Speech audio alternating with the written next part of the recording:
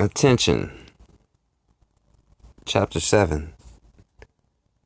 Considering how frequently we employ the term attention and its importance in our mental processes and their resulting action, it is strange how little thought we have given to the question, what is attention?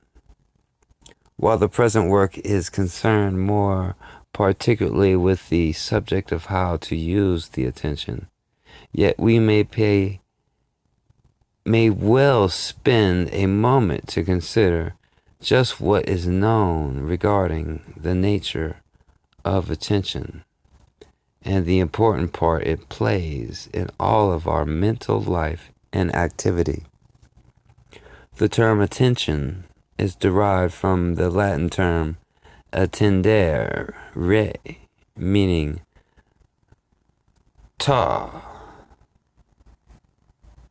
stretch or bend forward. The original implication being that in the act of attention, one's mind was extended, stretched out, or bent toward the object of attention. Just as one knees or stretches his neck forward when he wishes to see or hear more effectively. When we attend to a thing, we turn our thoughts or mind toward it by a positive act of the will. In many cases, we also make a positive effort to hold the thought or mind on the thing after having extended it toward it. Attention is defined by the dictionaries as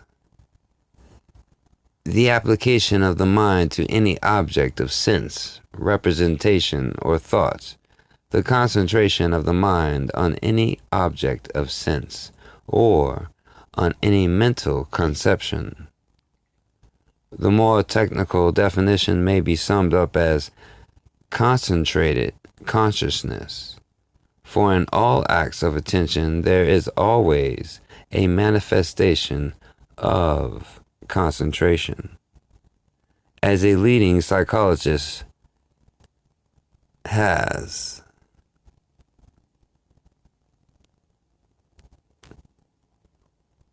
well said, attention is consciousness and something more. It is consciousness voluntarily applied to some determinate object. It is consciousness concentrated. In this last statement is found the explanation of the office of attention, of the part played by it in the mental processes. The office of attention may be stated as the office of concentrating, focusing, or centering consciousness to a focal point of activity. And what is the particular act in which attention manifests this concentration upon a focal point?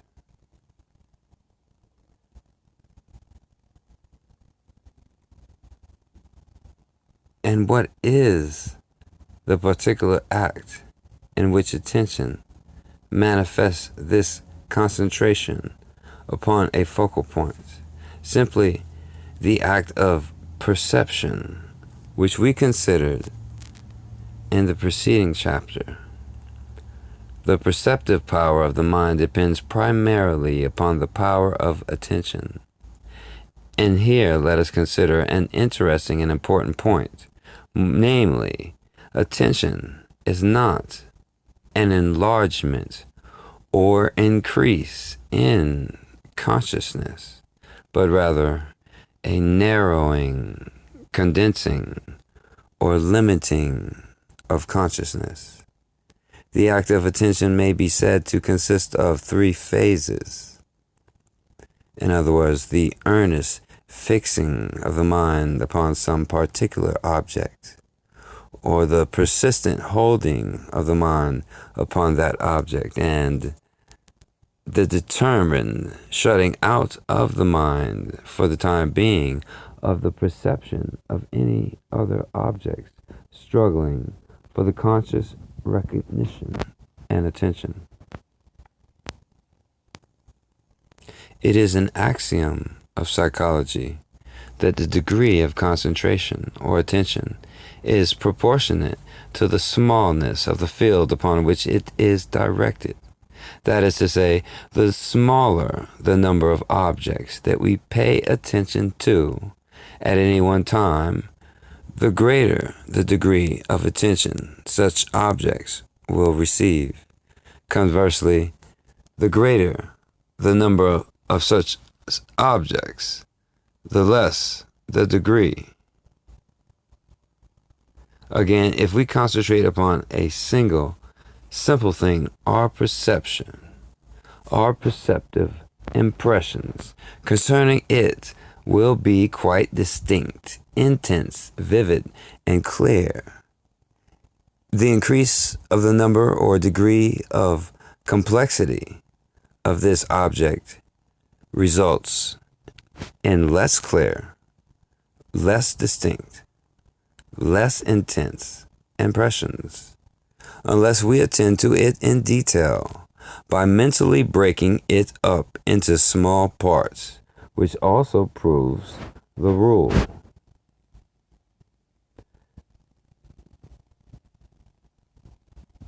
The importance of attention in the mental process may be realized by the consideration of the following quotations from eminent psychologists. An act of attention, that is, an act of concentration, seems necessary to every exertion of consciousness, as a certain contraction of the pupil is requisite to every exertion of vision. Attention, then, is to consciousness what the contraction of the pupil is to sight, or to the eye of the mind, what the microscope or the telescope is to the bodily eye. Attention constitutes the better half of all intellectual power.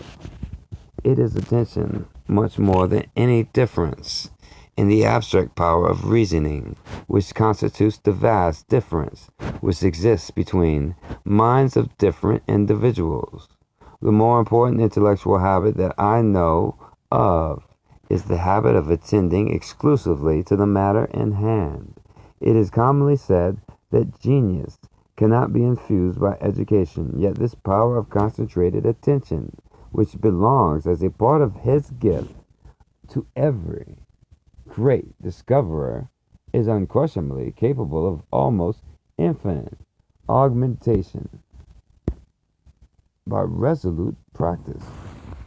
The force wherewith anything strikes the mind is generally in proportion to the degree of attention bestowed upon it. The more completely the mental energy can be brought into one's focus and all distracting objects excluded by the act of attention, the more powerful will be the volitional effort.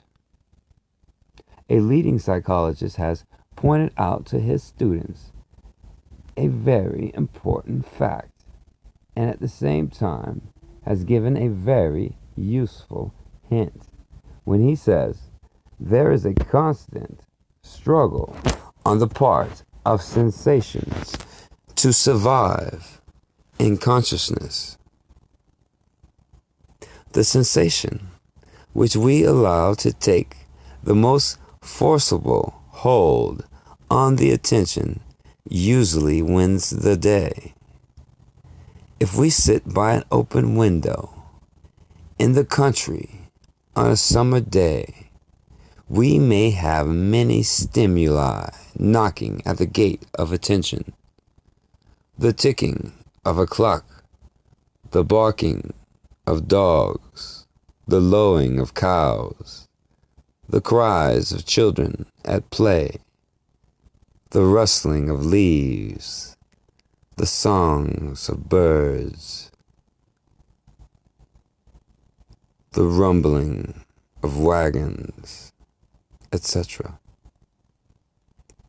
If attention is centered upon any one of these, that one, for the time being, acquires the importance of a king upon the throne of our mental world. But none of these things may sway our thoughts, for our attention may be forcibly directed to some other object, which colors our conscious mental life. Hence, it is of the utmost importance for our mental welfare to guard the gates of attention. Some persons have the power of voluntary attention developed in such slight degree that it has been well said that they belong less to themselves than to any object that happens to strike their attention. There are two phases of attention: reflex and voluntary attention. Reflex attention is drawn from us by a nervous response to some stimulus. Voluntary attention is given by us to some object of our own selection and is accompanied by a peculiar sense of effort. Many persons scarcely get beyond the reflex stage. Any chance stimulus will take their attention away from their studies or their business. In what is called reflex or involuntary attention, there is but a slight employment of the will, the process being almost automatic. The child or person of uncultivated mentality manifests this form of attention almost exclusively.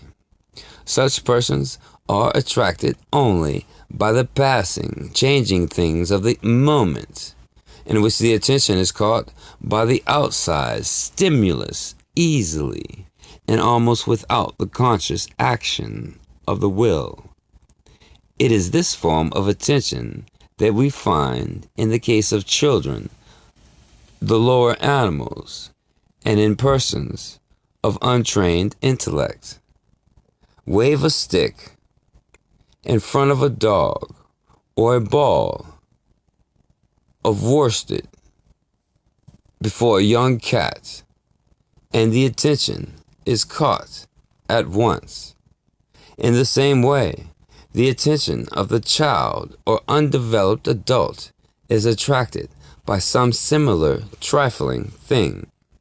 Such forms of attention are almost automatic and belong to the general category of reflex actions of the nervous system, rather than to the class of voluntary actions of the mind.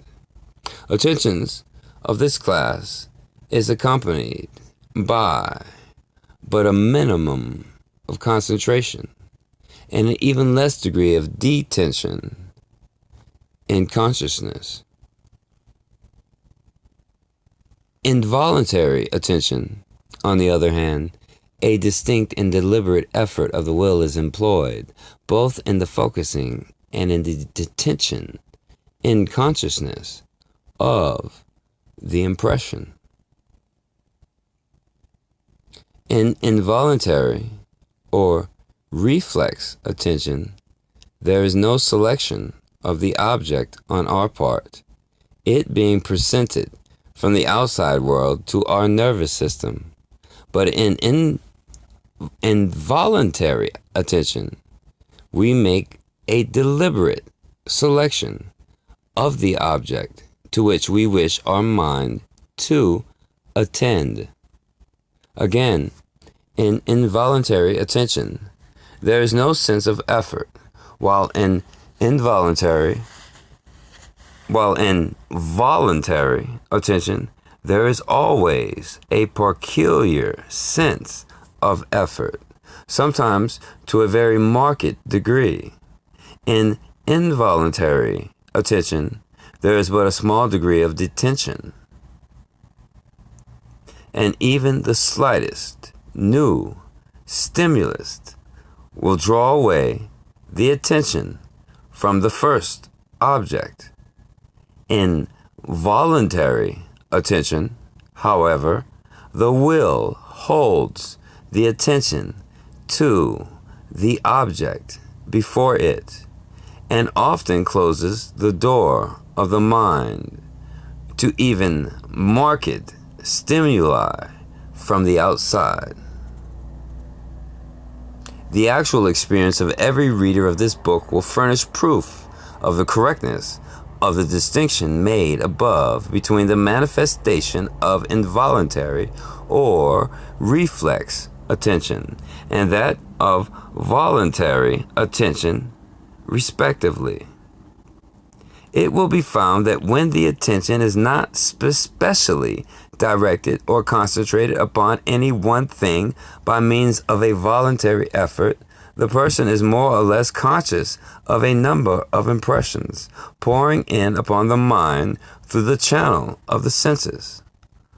One then sees a number of things and hears as many more, and many even at the same time receive impressions through the respective senses of taste and smell, and sometimes even the sense of touch may assert itself at the same time.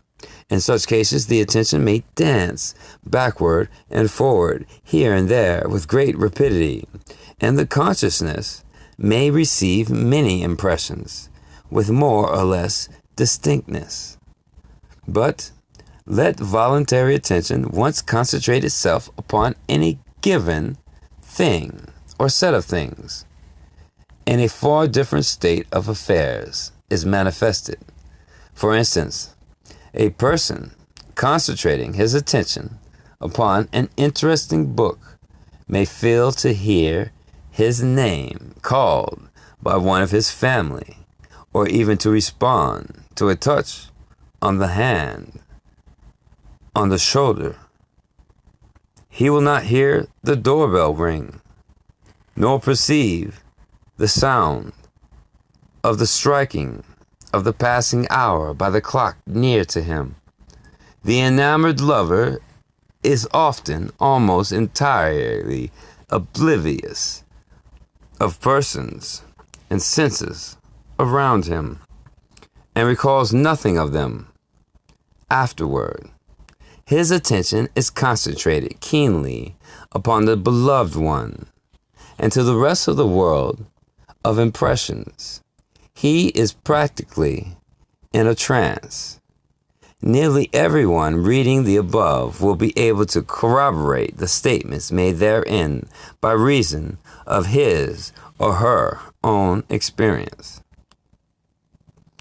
It is related of a well-known philosopher that he was so busily occupied in the writing one of his books that he failed to hear the voice of the bombardment of the college town by the guns of Napoleon's army, and that he became aware of the fact only when he was brought back to the consciousness of his immediate surroundings by a rough shake of the shoulder at the hands of a grenadier who had penetrated into his study. It is recorded in a number of cases that persons, having become intensely interested in some one subject or site, have failed to feel pinpricks or even more severe pain. The story is told of a well-known American statesman that he once requested a fellow congressman to stop him after he had spoken for 2 hours. But the statesman had been so deeply concentrated upon the subject of his speech and the delivery thereof that he failed to be aroused, even when his friend repeatedly pricked him in the leg with the point of a pen. Soldiers battle have failed to perceive pain, owing to their attention having been fixed on the object of the military movement in which they were engaged. Workmen closely interested in their work often fail to hear or see things which are occurring in their near vicinity. In the same way, one often falls into a reverie or brown study in which the outside world is practically shut out. Criminals know that when a crowd or is intently watching some interesting sight, the persons composing the crowd are far less likely to detect the movements of the pickpockets. As a rule, the greater the degree of voluntary attention given to a special object, the greater will be the degree and the variety of conscious impressions from the general environment. The act of concentrated voluntary attention also tends to magnify the power of the impressions received at the time. If the attention be voluntarily concentrated upon the ticking of a clock or the dropping of water from a faucet, the sound will often become so intense as to be actually painful. The tiny itching of the skin will have a similar effect under the same circumstances. The buzzing of a mosquito may become maddening unless the attention is fixed upon some other object. Consequently, it follows that concentrated voluntary attention will develop the power of any sense impression to which it may be directed. In this way, we manage to see small objects which were at first invisible to us, or to hear sounds which at first were indistinct. The principle is akin to that of the principle of focus in the sunglass. It causes the full power of consciousness to be brought to a focal point by concentrated voluntary attention, and its power is seemingly magnified in this way. The power of the voluntary attention varies greatly among different individuals. It may be greatly increased and developed by training and exercise. However, in fact, the difference between individuals in this respect seems to be almost entirely a matter of exercise, cultivation, and development. Many instances of remarkable development along these lines have been noted in the history of applied psychology. Some eminent authorities, as we have seen in the preceding pages, have gone so far as to say that a highly developed power of concentrated voluntary attention is the key to much of that which we usually tell genius, or at the least, that It enables its fortunate possessor to duplicate many of the achievements of genius. It is conceded by the best psychologists that voluntary attention is one of the highest forms or phases of mental activity and is found to be largely developed in the case of all men of great intellectual power. The same authorities tell us that imbeciles and persons of weak intellectual powers have little or no power of concentrated voluntary attention. Voluntary attention, that is, attention directed, concentrated, and maintained by a special act of the will, is the mark of the trained intellect and is the badge of developed mental efficiency in any line of human endeavor. It is one of the special characteristics of the mastermind.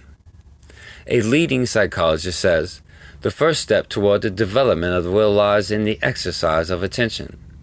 There is a sense of conscious effort in voluntary attention. This suffices to mark it off from the involuntary type.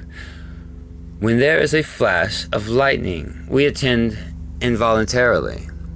When we look into a microscope to determine between the atoms seen floating there, we put voluntary effort into our attention. Ideas grow in distinctness and in motor power as we attend to them. If we take two ideas of the same intensity and center the attention upon one, we shall notice how much it grows in power. Take the sensations from the two aches in the body and fix attention upon the one. That idea will grow in motor power until we may act in a direction supposed to relieve that particular pain, while the other is comparatively neglected. If we, at the start, want several things in about an equal degree, whether a bicycle, a typewriter, or an encyclopedia, we shall end by wanting that one the most, on which our attention has been most strongly centered. The bicycle idea may thus gain more motor power than either of the other two. Or, if we keep thinking how useful an encyclopedia would be, action may tend in that direction. There is no dispute over the fact that voluntary attention is the most important element in will.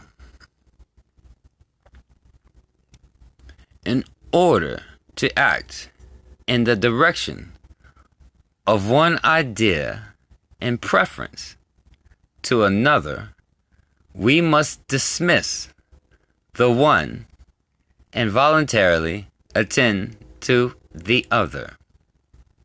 The motor force thus developed in connection with the dominant idea lies at the foundation of every higher act of will. The same authority also says, when it is said that attention will not take hold on an uninteresting object, we must not forget that anyone not shallow and fickle can soon discover something interesting in most objects. Here, cultivated minds show their especial superiority, for the attention which they are able to give generally ends in finding a pearl in the most uninteresting looking oyster.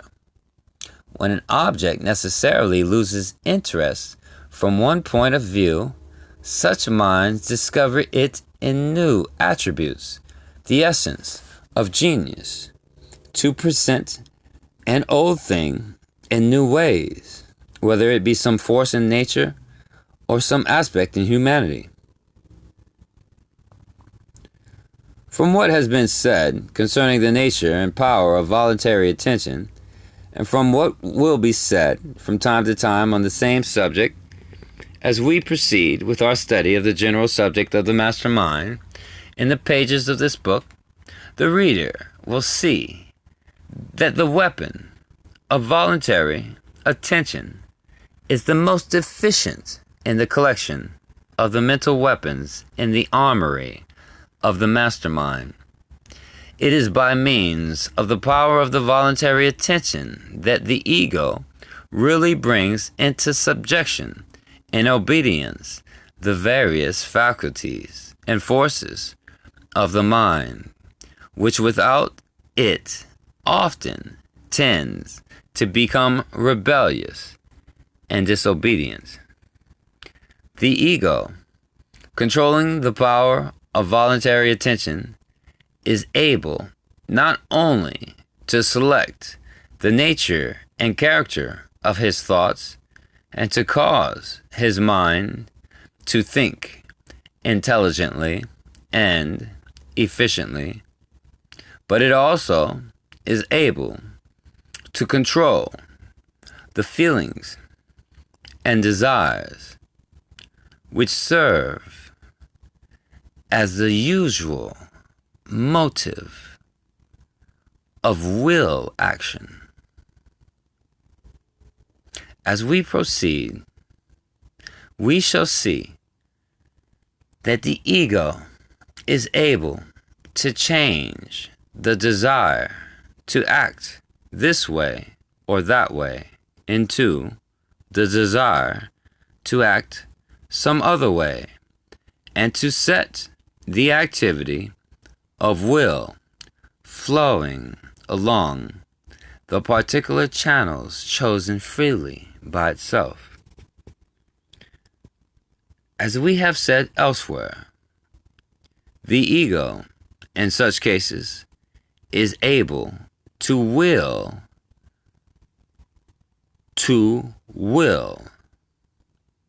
instead of being carried along in the current of some desire to will.